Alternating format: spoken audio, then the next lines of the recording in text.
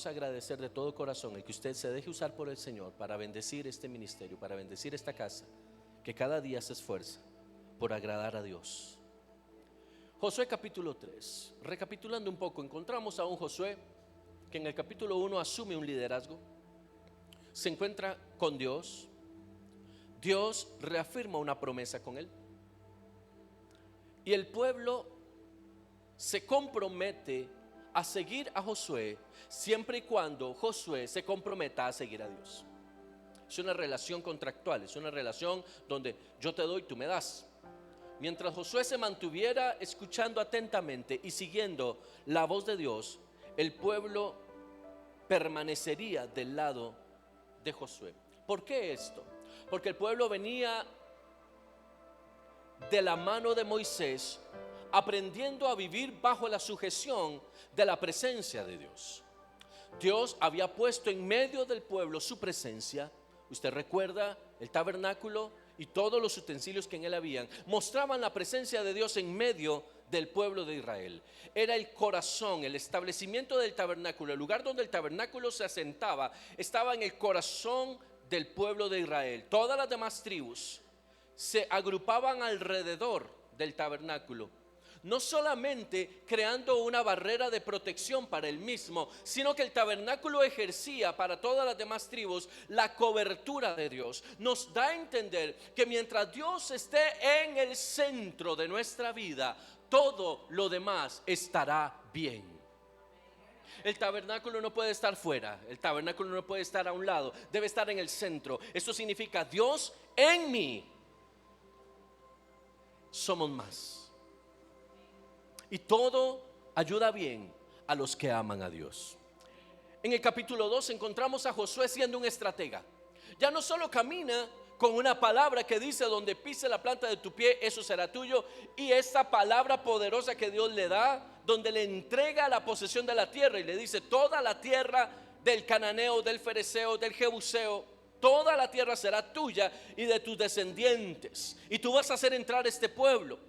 Ya no se queda solo en una promesa. Ya Josué comienza a caminar. Ya Josué comienza en sus labores de milicia y de dirección del pueblo a dar estrategias, caminar con estrategias. La estrategia lo lleva hasta el mismo corazón de Jericó. Envía 2 espías que habíamos visto que, contrario a Moisés, que envió 12, él envía solamente 2. Y en esa revelación que obtiene de Dios, no solamente está buscando traer información sustancial, información importante de qué tal es Jericó, su construcción, su milicia, su comercio, para saber cómo poder atacar, sino que el plan de Dios va más allá, porque ya Dios había decidido cuál iba a ser el destino de Jericó. Y ya Dios había decidido, aunque Josué no lo sabía, que Jericó iba a ser tomada por Dios. Y ya Dios sabía todos y cada uno de los pasos que se iba a seguir para tomar Jericó. Josué no lo sabía. Había un destino profético en los muros de Jericó que Josué no lo sabía, y tenía que ver con la casa de la hospedadera llamada Rahab, que posteriormente se convertiría en una pieza vital en el linaje del Mesías. Entonces vemos a Dios conquistando Canaán, pero implantando en la tierra, Él, primero que todos, su esencia. La salvación, dice la Escritura, viene de Jehová. Y Dios estaba proveyendo la línea de sangre del Mesías en Jericó. En el capítulo 3 encontramos a un hombre, Josué, que viene de comprender que la tierra está al lado, es suya, la va a poseer, pero hay una estrategia que seguir, y sobre eso quiero hablar hoy. Dice la palabra que Israel comienza a caminar para llegar al Jordán, y estando a los linderos del Jordán, cruzan el río para conquistar. Y vaya tomando nota, los que toman nota, para conquistar hay que cruzar ríos. Los ríos en la Escritura tienen varios simbolismos. Los ríos son límites, los ríos son limitantes. No es lo mismo un límite que una limitante, pueden ser distintos. Los ríos tienen que ver con aguas, y las aguas representan gentes, multitudes, personas. También los ríos pueden proveer en alguna forma peligro. El río puede ser un sinónimo de situaciones adversas. Así como el río puede traer vida, el río también puede provocar muerte. Lo hemos visto en estos últimos meses en este país y en otros, cuando los ríos se desbordan. Recientemente, hace menos de una semana, veíamos las noticias aquí en Costa Rica, en Sarapiquí, cómo el agua subió, mi amado, más de 2 metros de alto. No había absolutamente ninguna probabilidad de salvar nada de lo que estuviera dentro. Hubo muchas familias que perdieron todo. Cuando un río se sale de control, no hay quien lo detenga. Escuche bien esto, porque lo vamos a ver ahora con mayor precisión. Y recuerde esto: cuando un río está caminando, nada lo puede detener. ¿Ok? Dice la Escritura que Israel acampa antes de cruzar el río, y 3 días después, verso 2, dice: los jefes israelitas van por el campamento y dieron al pueblo las siguientes instrucciones. Estoy en el capítulo 3, verso 3. Cuando vean a los sacerdotes levitas llevar el arca del pacto del Señor su Dios, dejen sus puestos y síganlos. Dado que ustedes nunca antes viajaron por este camino, ellos los guiarán. Quédense como a 1 kilómetro detrás de ellos. Mantengan una buena distancia entre ustedes y el arca. Asegúrense de no acercarse demasiado. Este texto, mi amado, tiene una riqueza dentro de sí mismo que la iglesia hoy ha perdido de vista. En el verso 3 dice: cuando vean a los sacerdotes levitas llevar el arca, dejen sus puestos y síganlos. Dejen lo que están haciendo y síganlo. Quédese conmigo. Bajo el mandato de Moisés y por ordenanza de Dios, cuando la presencia de Dios, que estaba representada a través de la columna de nube y la columna de fuego, esta columna de nube o fuego se levantaba del tabernáculo y comenzaba a avanzar, era orden inequívoca de que todos en Israel tenían que recoger sus chunches, hacer maletas, guardar todo y comenzar a avanzar. El que estaba trabajando deja de trabajar. El que estaba comerciando cierra la pulpería, cierra su abastecedor. Lo que sea que estuviera pasando, cuando la presencia de Dios se levantaba y comenzaba a caminar, se quedaba de lado, porque Dios se estaba moviendo. Y cuando Dios se mueve, el pueblo se mueve. ¿Me sigue acá? Cuando Dios se mueve, el pueblo se mueve. Entonces Israel sabía lo que pasaba cuando Dios se movía. Había que dejar todo ya. Lo que quedó inconcluso se quedó en el camino. Lo que no se pudo terminar se quedó en el camino. El afán se tenía que quedar en el camino, mi amado, porque Dios estaba direccionando al pueblo hacia un lugar. Dios estaba llevando al pueblo hacia un lugar, y ellos sabían que era su tierra prometida. Tenemos que aprender mucho del verso 3. Porque a veces en nuestra vida la presencia de Dios se empieza a mover y nosotros seguimos haciendo lo nuestro. A veces seguimos trabajando, a veces seguimos ocupados en lo nuestro, a veces seguimos, y la presencia de Dios nos está diciendo: muévete, quiero que hagas aquello o lo otro, quiero que... Y estamos tan embelesados quizás de las cosas que para nosotros son importantes, que dejamos de ver la presencia de Dios que se está moviendo. A veces Dios tiene cosas importantes que entregarnos a nosotros y no nos percatamos porque estamos demasiado ocupados con nuestra vida. Y es normal, es natural. Tenemos que hacer cosas. Pero cuando la presencia de Dios se mueve, es porque nos lleva a la tierra que fluye leche y miel. La presencia de Dios es la brújula, es la guía que nos lleva a nosotros a un encuentro, no solo con su presencia, sino a un destino. Y los hijos de Dios no solamente venimos a la iglesia, venimos a encontrarnos con el destino que Dios tiene para nosotros. Y el destino que Dios tiene para nosotros es gloria. Y Dios quiere impartir en nosotros su unción, su gloria, para el propósito del reino. Pero nos necesita a nosotros listos, preparados, atentos al movimiento de su presencia. El pueblo había aprendido en el desierto que cuando Dios se mueve, ellos se mueven. Y si quedaron los frijoles calientes, se quedaron calientes. Si se quedaron a medio cocinar, se quedaron a medio cocinar. Ese día comemos balas. ¿Me doy a entender? Cuando Dios llama, escuche esto, cuando Dios llama, el pueblo obedece. ¿Cuántas veces Dios ha puesto un sentir en tu corazón? Te está llamando a hacer algo, te está llamando quizás a entrar en su presencia, y nosotros estamos demasiado ocupados con nuestras cosas como para ir a meternos a orar, a ponernos a leer la escritura, o quizás a adorar un poquito. El cristiano moderno, dentro de su religión que no quiere soltar, piensa que si Dios quiere hablarme, que se espere hasta el culto, si es que voy. Aleluya. ¿Me doy a entender? Hablemos claro. El cristiano moderno cree que si Dios le quiere hablar, se va a tener que esperar hasta que llegue el culto. Y lo que pasa es que llegó diciembre. ¡Qué torta! Diciembre.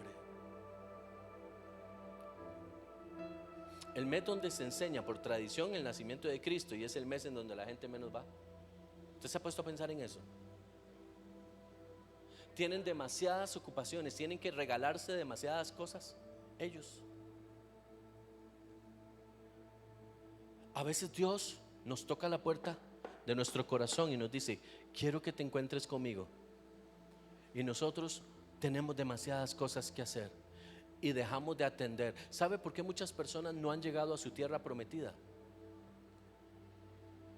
Porque en el desierto dejaron de seguir la presencia. Ningún líder te va a llevar a la presencia. Ningún líder te va a llevar a tu tierra prometida. Dios es el único que lo puede hacer. Pero mientras estés en el desierto, vas a tener que aprender a seguir la presencia.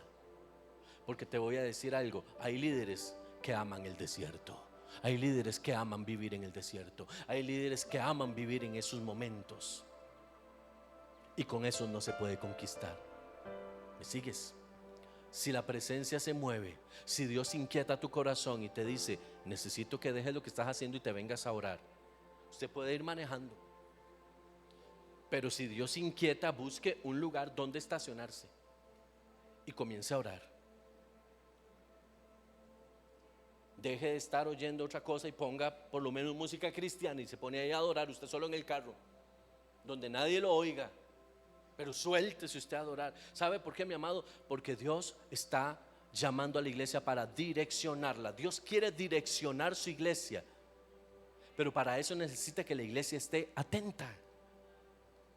Por eso dice la palabra acá en el verso 3: cuando vean a los sacerdotes es el sinónimo de los que portan la presencia, de los que portan la gloria de Dios, los que portan lo sagrado. Cuando veas que los sacerdotes pasan, deje lo que está haciendo y vaya detrás, porque llegó el tiempo de caminar, llegó el tiempo de ir a donde Dios quiere que vayamos, a lograr el destino que usted y yo no conocemos, pero que Dios tiene trazado para nosotros. Y es un destino mucho más grande de lo que usted y yo nos podemos imaginar. A veces nos aferramos aquí a cosas pequeñas y decimos: es que esto es lindo, esto es glorioso, esto es maravilloso.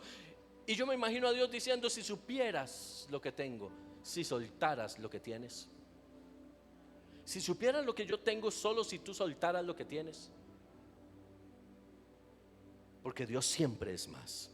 Ahora dice el verso 4 quédense como a 1 kilómetro detrás de los sacerdotes que llevan el arca. ¿Por qué les dice que se queden como a 1 kilómetro de distancia? ¿Usted se imagina cuánto es 1 kilómetro a partir de aquí? ¿Como de aquí a la rotonda de la Y? ¿Menos? Sí, tal vez menos, ¿verdad? Muy exagerado.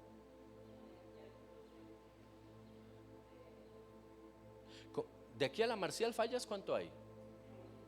¿Como 1 kilómetro? Ok, como de aquí a la Marcial Fallas, digamos. Ya usted se hizo el mapa. Los que no saben de qué estamos hablando, no se preocupe, mida 1 kilómetro en su casa. Nosotros aquí estamos claros en esa dirección. De aquí a la clínica Marcial Fallas es como 1 kilómetro. Ok, es la distancia que se le pide al pueblo que mantenga del arca. Ahora, escúcheme bien esto.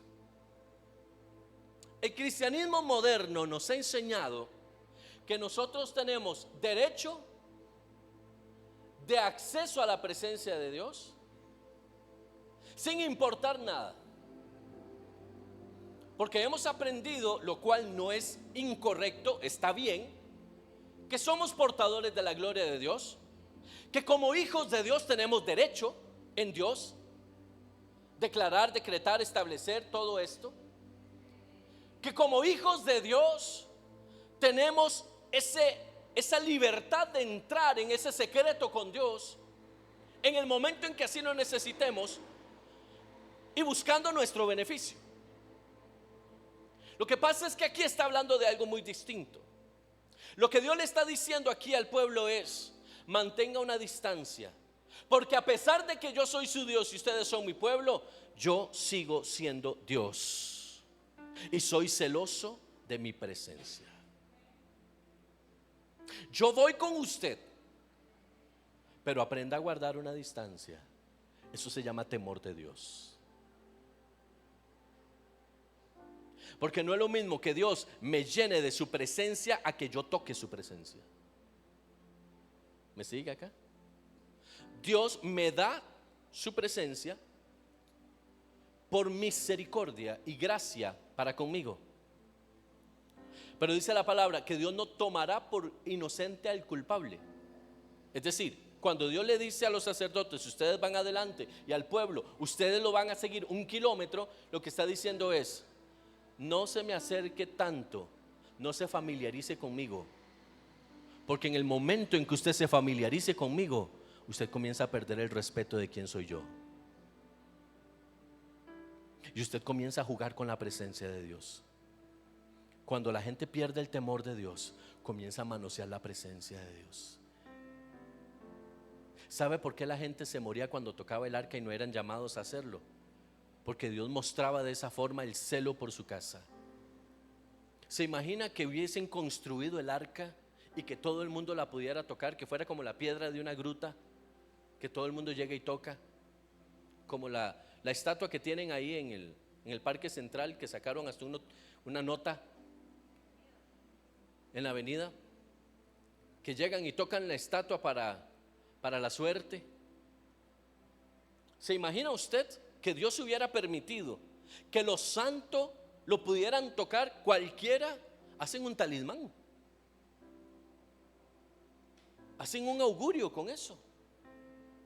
Más Israel, porque déjeme decirle algo: si hay un pueblo que es esotérico, es el judío. Si hay un pueblo creyencero y lleno de hechicería, es el judío. Pero es que es el pueblo de Dios. Sí, mi hermano. Pero si usted estudia un poquitito a profundidad, se da cuenta de que hay cosas con las que uno no puede jugar, y una de ellas es la cábala y el zohar. Hay que tener cuidado con eso, porque la tendencia del judaísmo es muy linda, pero cuidado, porque hay brujería incluida ahí. ¿Me explico? Entonces, ¿qué hace Dios? A 1 kilómetro de distancia, puede verme donde voy, pero no se confíe. Muchos cristianos hoy están confiados y viven 2 vidas. Y ese juego de 2 vidas, como ya la presencia de Dios no se manifiesta a través de muerte, ¿cierto? Como hoy la gente sirve a Dios en pecado y parece que nada pasa. ¿Verdad que sí? Porque no le estoy descubriendo el agua tibia, ¿verdad? Eso pasa. Como la gente hoy, líderes, pastores y demás, mienten, engañan, roban, tienen otra mujer u otro hombre, o los dos. Y no sabemos, mi hermano, ¿para qué nos vamos a poner a ponernos, ¿verdad?, tapujos? No, esas cosas pasan. Y usted ve que nada pasa, usted ve que nada ocurre. Mucha gente hoy cree que Dios no existe solamente porque la gente hace lo que le da la gana. Pero Dios le está enseñando a Israel el principio de cómo entrar en la presencia. A pesar de que el arca estaba en el centro, estaba rodeada por el atrio, la cortina del atrio del tabernáculo. Nadie podía entrar si no era el sacerdote. Eso lo habíamos estudiado. Y para cruzar a la tierra prometida, nadie podía acercarse al arca a menos de 1 kilómetro de distancia. El temor de Dios es algo que usted y yo debemos rescatar. Sí, somos hijos de Dios. Sí, somos llenos del Espíritu Santo. Sí, su presencia está en nosotros. Pero no podemos perder de vista que Dios sigue siendo Dios. Dios sigue siendo soberano. Dios sigue gobernando el universo entero, sentado en su trono, dice la Escritura, rodeado de luz. Él está en ese lugar y Él hace que el destino de los hombres cobre sentido. Yo no puedo negociar la presencia de Dios. Yo no puedo acercarme confiado a la presencia sabiendo que en mí no está la condición para acercarme. Y esto que le estoy diciendo, mi hermano, es muy complejo. Porque a pesar de que usted y yo podamos ir al Señor en oración, podamos ir al Señor a través de las disciplinas espirituales, ayuno, lectura de la palabra, todo esto, nos guarda el Señor de jugar con su presencia. Nos guarda el Señor de jugar con aquello que es santo en nosotros. Y la palabra del Señor dice: ignoran que su cuerpo es templo del Espíritu Santo. Es decir, Dios nos libre de jugar con esto y prestarlo a lo vil y menospreciable, cuando debe ser guardado para la santidad en Dios. Por eso Dios le dice al pueblo: tenga cuidado con la presencia. Tenga cuidado con la presencia. Vaya a 1 kilómetro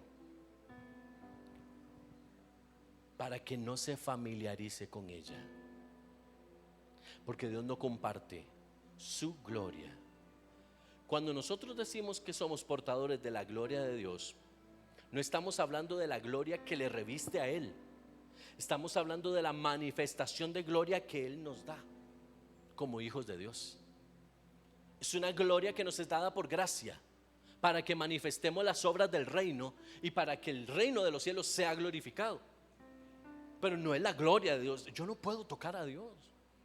Yo no puedo acercarme a Dios más allá de lo que tengo permitido hacer. Porque cuando, y usted me va a dar la razón posiblemente, cuando usted conoce a una persona, cuando decimos lo conoce, evidentemente hablamos de por primera vez, hay una línea, ¿sí? Llámese respeto, llámese consideración, llámese, no importa, pero hay una distancia. Pero conforme pasa el tiempo y usted se va familiarizando con esa persona, se va dando la confianza, ¿sí? Hay un dicho popular que dice: la confianza rompe el saco. Cuando usted entra en mucha confianza, no es lo mismo tener confianza que ser confianzudo. Cuando usted tiene mucha confianza, usted se da libertades. Pero cuando uno pasa de mucha confianza y se vuelve confianzudo, ¿qué empieza a aparecer ahí? La falta de respeto.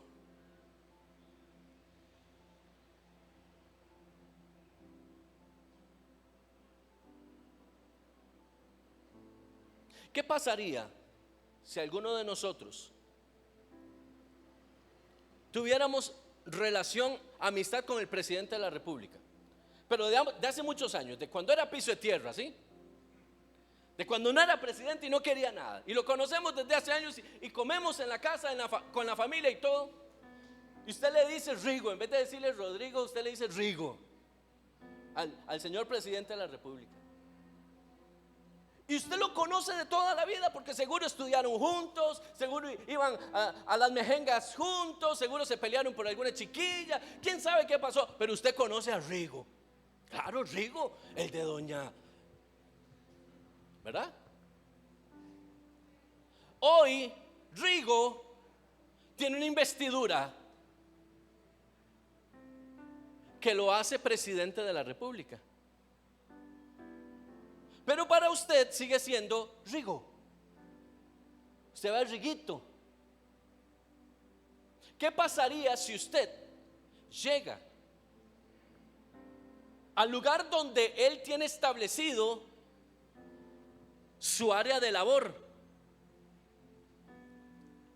Y ahora que vino el presidente, por ejemplo, Bukele, y usted va pasando por ahí, usted se asoma, ¡Rigo!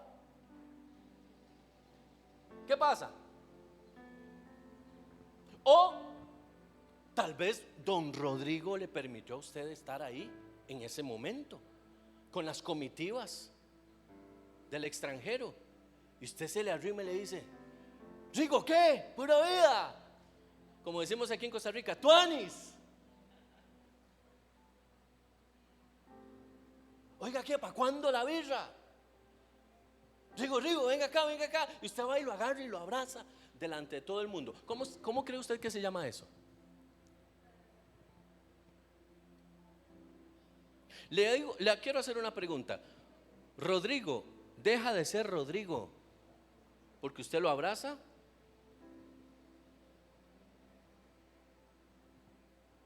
Yo creo que Rodrigo sigue siendo Rodrigo, lo abrazara o no lo abrazara, le dijera Rigo o no le dijera Rigo. ¿Qué es lo que cambia? Él no, yo. Porque créame que yo nunca vuelvo a poner un pie en ese lugar. Me marcan 1 kilómetro de perímetro. Donde usted ve ese carro, esa placa, no me lo deja entrar. ¿Por qué? Porque él es un arrogante, porque él es una persona que ya se le subió a los humos. No, porque yo sobrepasé la línea del respeto, ¿cierto? Entonces, si viene la guardia personal del presidente y muy cordialmente me invitan a salir de ese lugar, Rigo, ¿pero qué? ¿Por qué? ¿Qué es? Dígame.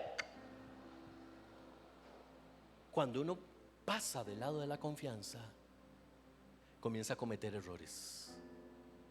¿Qué pasa con Dios?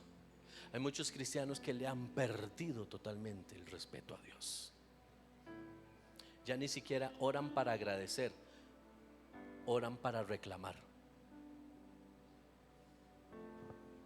Ya no le agradecen a Dios, ya ahora le reclaman porque no les dio lo que ellos querían.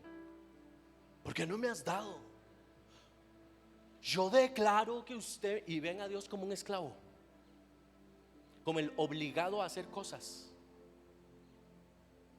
Y ese es un evangelio muy peligroso que anda allá afuera. El evangelio del reclamo. Usted tiene derecho a decirle a Dios lo que usted quiere, y Dios tiene la obligación de dárselo porque usted es un hijo de Dios. ¿Dónde está eso en la Biblia? ¿Dónde está eso en la Biblia? Que yo puedo agarrar a Dios y obligarlo a hacer lo que yo quiero. ¿Me explico? Por eso es que Dios le dice a Josué, manda esta directriz, que se queden como 1 kilómetro. Porque sí, yo los voy a bendecir, sí, yo les voy a dar y conceder los deseos de su corazón, sí, yo los voy a hacer prosperar, sí, pero que no se atrevan a meterse donde no tienen que meterse, porque en el momento en que me pierdan el respeto, yo dejo de ser lo que soy para ellos.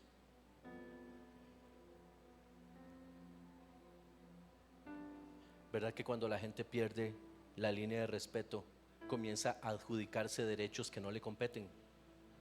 Pasa mucho en los trabajos, cuando hay amistad, por ejemplo, entre el jefe y otros, hay algunos confianzudos que entonces comienzan a llegar tarde. Y como tienen esa relación con el jefe, entonces creen que el jefe no es jefe, es el compa. No los va a amonestar, no les puede amonestar. Y si el jefe, que es su amigo, su compa, los amonesta, le hacen un escándalo. ¿Por qué? ¿Qué le pasa? No sé qué. Pero ¿Qué estoy haciendo yo con las llegadas tardías? Exponiendo a mi jefe. ¿Qué tiene que hacer mi jefe? Actuar como jefe. ¿Qué pasa con la confianza? Cuando rompe el saco, cuando el jefe actúa como jefe y yo no quiero ver esta investidura. Es lo que pasa con Dios. La enseñanza que tengo para ti hoy, y es corta, es cuando Dios nos dé lo que Él nos prometió y nos comience a guiar hacia donde Dios nos prometió. Recuerda que siempre sigue siendo Dios. Entra a su presencia confiado, pero con temor, recordando que puedes entrar a esa presencia porque Él lo permitió, no porque yo hice algo con lo cual yo lo pueda merecer. La presencia de Dios es algo con lo que no se juega, pero es algo que se debe visitar. Yo debo tener una continuidad delante del Señor, y yo necesito que Dios me dé el acceso para su presencia. Yo no debo omitir a Dios, debo hacerlo mío, personalizarlo. Yo necesito estar cerca de Él, pero nunca perdiendo de vista que Él es Dios. Verso 5. Entonces Josué le dijo al pueblo: purifíquense, porque mañana el Señor hará grandes maravillas entre ustedes. Purifíquense. Yo le hago una pregunta a usted: ¿cuántos de ustedes se purifican? No me la conteste, es una pregunta muy íntima, muy para usted. ¿Cuántos de ustedes se purifican? Vea el contexto. Ellos se están dirigiendo al río Jordán. La intención es clara: cruzar el río Jordán, entrar a la tierra prometida e iniciar de esta forma el proceso de conquista. Están fuera del río, necesitan llegar al río y entrar. No han conquistado nada, todavía nada de lo que está ahí es suyo materialmente, físicamente, solo tienen la palabra, ¿de acuerdo? Aún sin tener nada, la orden de Josué es: purifíquense, porque Dios va a hacer cosas grandes entre ustedes mañana. Purifíquese hoy, porque mañana Dios va a hacer cosas grandes con usted. ¿Usted sabe por qué el Hijo de Dios hoy no recibe lo que podría estar recibiendo? Porque queremos cruzar el río, queremos conquistar, pero no nos queremos purificar. ¿Y qué demanda Dios? Purifíquese. Purifíquese. La purificación es un acto que se lleva a cabo a través del Espíritu Santo de Dios. La exposición al Espíritu Santo nos hace ver a nosotros qué áreas de nuestra vida debemos entregar, y cuando sabemos que debemos entregar, es para allá. Si usted va al médico y le dice el médico: usted tiene tendencia a la diabetes, usted está a un paso de convertirse en insulino dependiente, si usted no deja de comer tanto dulce, si usted no deja esta dieta que tiene en este momento, de aquí a muy corto tiempo le estoy recetando insulina. ¿Qué es lo que el médico le está diciendo a usted? ¿Que siga dándole a las donas, a las gaseosas, a los confites? El médico le está diciendo: si usted no cambia ya sus prácticas alimenticias, ya le puede venir un problema mayor. Cuando nos exponemos al Espíritu Santo, Él nos dice: necesitas dejar esto ya. Y como yo no conozco mi futuro sino Dios, Él sabe por qué me está diciendo que lo haga ya. Yo no sé si mañana voy a tener tiempo. ¿Me sigue? Como yo no sé si mañana tengo tiempo, yo debo empezar a hacerlo hoy. Y debe ser una actitud no solo proactiva, sino consciente, determinada. Hoy decido hacer algo. No es como los arreglos de mi casa, que a veces dice uno: ay, qué ganas de hacer esto. Ajá. ¿Y para cuándo? No, para cuando me dé la otra parte de las ganas. Es que solamente tengo las ganas punto A, me falta el punto B. ¿No le ha pasado a usted? Mire, yo tengo desde hace rato ahí guardado unas láminas para hacer el cielo raso de la cocina. Y pregúnteme dónde están esas láminas. En todo lado menos en el cielo raso, donde tienen que estar pegadas. ¿Por qué? Porque todavía no he llegado a la etapa del plan B. Estoy en el punto A, ya compré. Más de una se debe sentir identificada con el tema. Y más de uno también. Sí, punto A, asomameco. Cuando Dios, a través de su Espíritu, nos hace un análisis y nos dice, cuidado con esto y aquello y lo otro, la sugerencia de Dios es: cambie ya, muévase ya, porque te tengo que bendecir mañana, pero tienes que estar listo.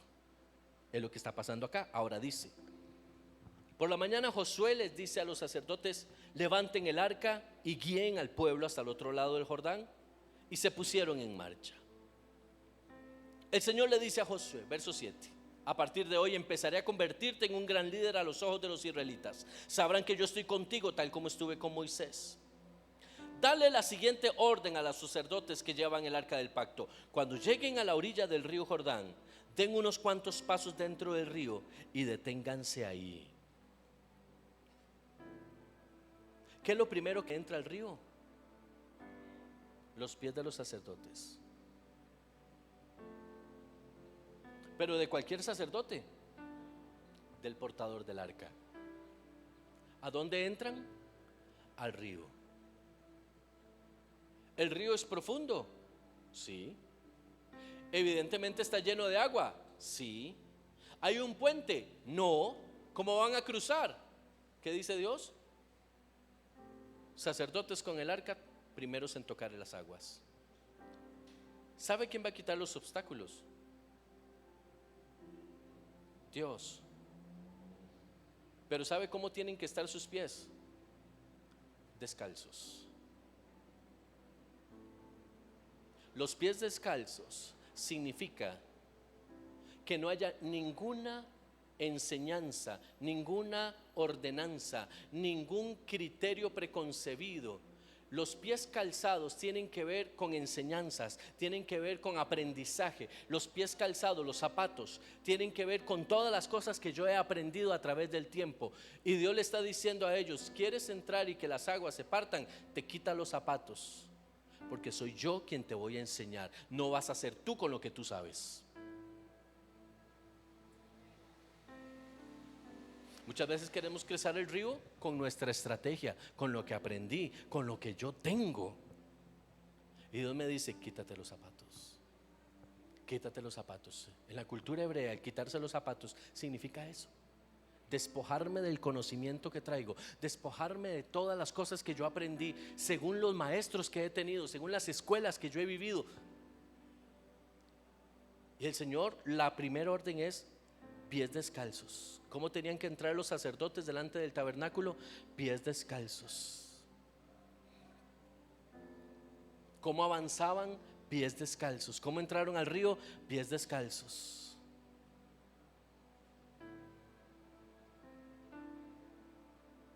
Y estando así, dice: deténganse en ese lugar. Vamos a avanzar un poco. Verso 13: los sacerdotes llevarán el arca del Señor, el Señor de toda la tierra. En cuanto sus pies toquen el agua, la corriente se detendrá río arriba y el río se levantará como un muro. Era la temporada de la cosecha y el Jordán desbordaba su cauce. Oiga lo que le estoy enseñando aquí. Era la temporada más caudalosa del río Jordán. No era en el verano, cuando el río está chiquitito quizás, y uno dice: tranquilo, crucémoslo sin ningún problema. No, dice que era la temporada de la cosecha, la temporada donde el río desbordaba su cauce, es decir, se salía del cauce. El río era amplio, y es en ese momento donde Dios determina que es el tiempo para que los sacerdotes ingresen. ¿Por qué lo hace de esa forma? Si usted se devuelve en lo que usted sabe de la Escritura, recuerda que cuando el pueblo de Dios sale de Egipto, el primer limitante que encuentra no es el ejército de Egipto, porque todavía no les estaba persiguiendo. Ellos llegan a los linderos de Egipto y se encuentran con el Mar Rojo. Y lo que no les permitía ir más lejos era el Mar Rojo. Y es cuando Dios le dice a Moisés: extiende tu vara y ordénale a las aguas que se abran. Y eso ocurre, y usted conoce la historia. Por esa razón ellos están en ese momento, ahora en el Jordán. No hay un mar, no existe el Mar Rojo, tampoco está Moisés. Pero hay otra palabra de Dios para Josué que dice: a los ojos del pueblo tú vas a ser admirado. Por eso Dios escoge el momento en el que el río está más grande. Y ya no es con el bastón, ya no es Josué, háblele a las aguas. No, ahora Dios le da una enseñanza y le dice: es mi presencia la que parte las aguas. No es tu voz, ojo aquí, no es tu boca, no es lo que tú quieras declarar. Es que si lo que tú declaras está de acuerdo a mi presencia, entonces las cosas van a darse. La enseñanza que le está dando aquí es muy diferente a la que le dio a Moisés. A Moisés le dijo: abra usted el mar. Si usted lo busca, vaya, le doy de tarea. Señor, decía Moisés, ¿qué hacemos? El mar está aquí. Y Dios le dice: ábralo. Como que si fuera tan fácil, ¿verdad? Con costos abre uno a veces la puerta del refri. Ábralo usted. ¿Tiene el cayado? Sí, lo tengo. Y ya sabe lo que tiene que hacer. Entonces hágalo. Y es cuando Moisés acciona. Pero aquí es diferente. Aquí no está poniendo a Josué a declarar nada. Ya Dios se lo declaró atrás y le dijo: la tierra que pisa la planta de tu pie es tuya. Ya Josué no tenía que ir a declarar: esta tierra es mía, en el nombre de Jesús esta tierra es mía. Ya no, ya había sido declarada. Ahora la enseñanza es diferente. La enseñanza es: la presencia corta el obstáculo, guarda la presencia siempre. Pero la presencia sin la enseñanza vieja que portas, déjate revelar por mi espíritu. A veces Dios no puede hacer cosas grandes en nosotros porque tenemos demasiadas enseñanzas viejas. Cuando los sacerdotes entran, arriba se levanta un muro y comienza a caminar el pueblo en seco, en la corriente de más llena. Seguramente una cabeza de agua abajo. Usted se imagina literalmente la cabeza de agua que pudo bajar después de que el pueblo cruzó el Jordán, que el agua estaba retenida. Es como ir a la represa de Cachí y no es que abran las compuertas, es que se derrumbe la represa. ¿Cómo puede caer esa cantidad de agua? Algo así. Y estaban en llena, no luna, ¿verdad? No, en llena de aguas. Dios es maravilloso. El agua, dice verso 16, que venía de río arriba dejó de fluir y comenzó a amontonarse a una gran distancia, a la altura de una ciudad llamada Adán, que está cerca de Zaretán. Y el agua que estaba río abajo desembocó en el mar muerto. Es decir, el agua cortó y simplemente siguió caminando, y a su paso iba dejando seco. Todo ese trayecto quedó seco hasta el mar muerto. Vea qué impresionante esto. Después todo el pueblo cruzó cerca de la ciudad de Jericó. Mientras tanto, los sacerdotes que llevaban el arca del pacto se quedaron parados en tierra seca, en medio del lecho. Mientras el pueblo pasaba, los sacerdotes esperaron allí hasta que toda la nación de Israel terminó de cruzar el Jordán por tierra seca. Ellos entran a las aguas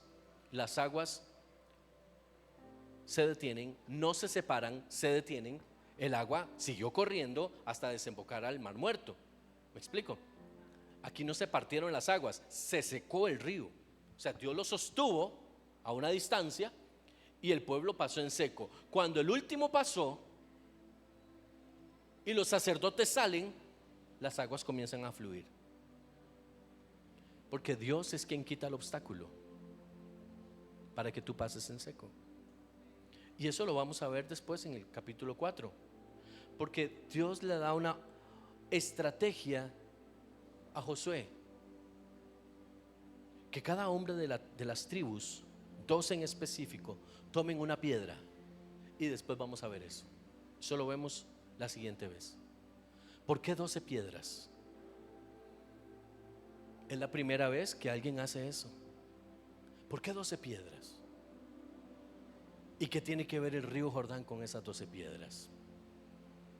Hay un límite que Dios establece en ese lugar, y es una estrategia también. Todavía no están en Jericó, todavía no han llegado a Jericó, y ya Dios está estableciendo la ruta.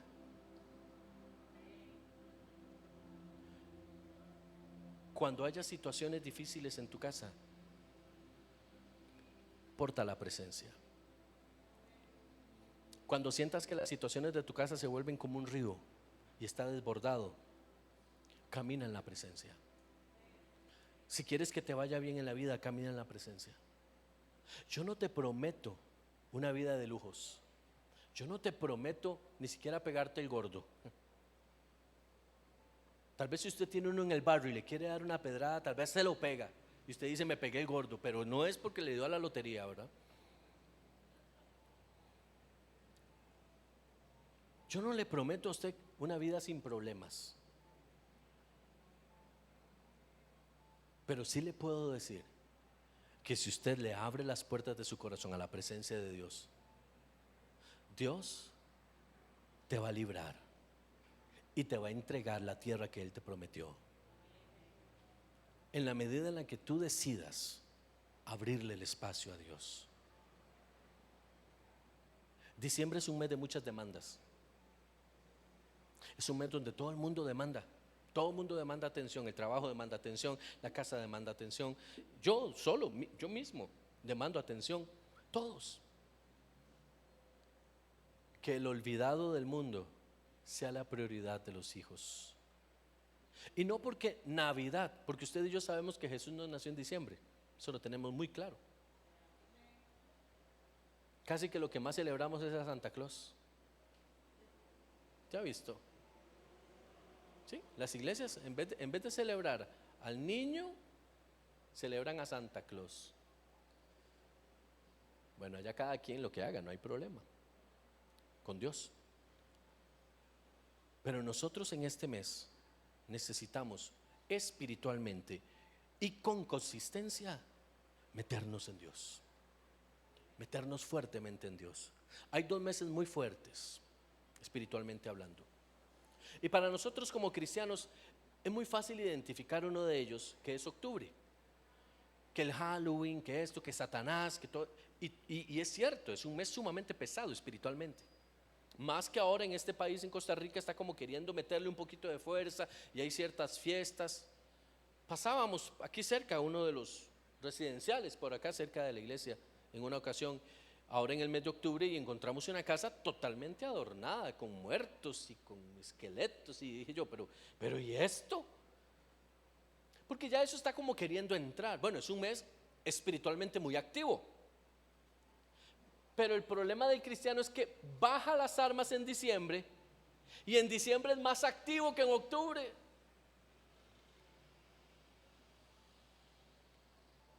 Porque en diciembre no se disfraza de esqueletos y de vampiros, se disfraza de ofertas, se disfraza de compras, se disfraza de la carne asada, se disfraza, ¿me sigue acá?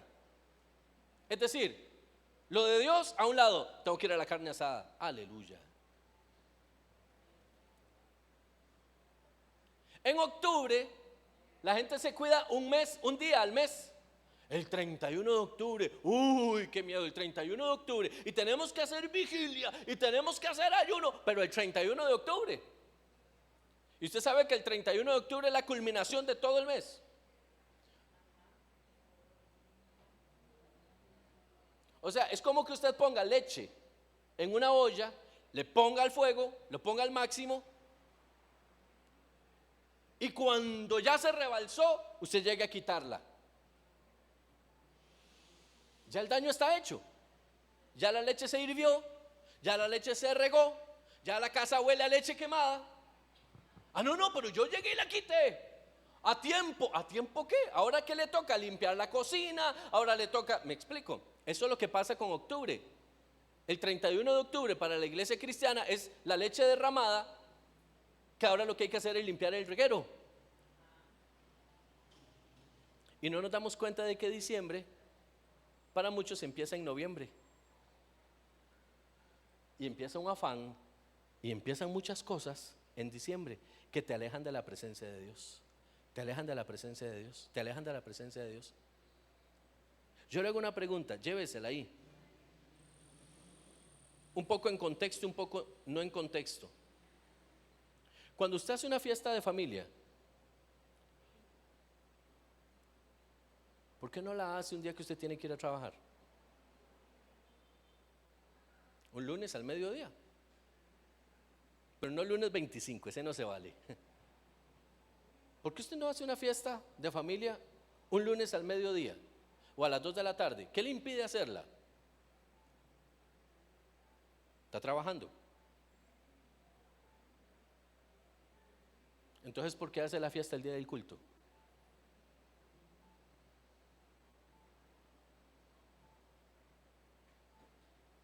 Se la dejo ahí. Somos hijos de Dios, entendidos. Amén. Esa es la realidad de la iglesia.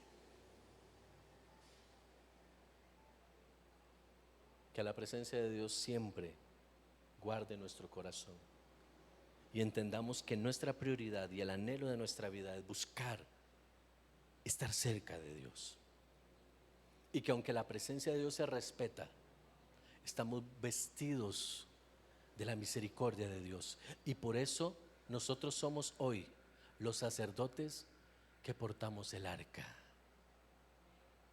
Cierro con esto. Los que no podían acercarse al arca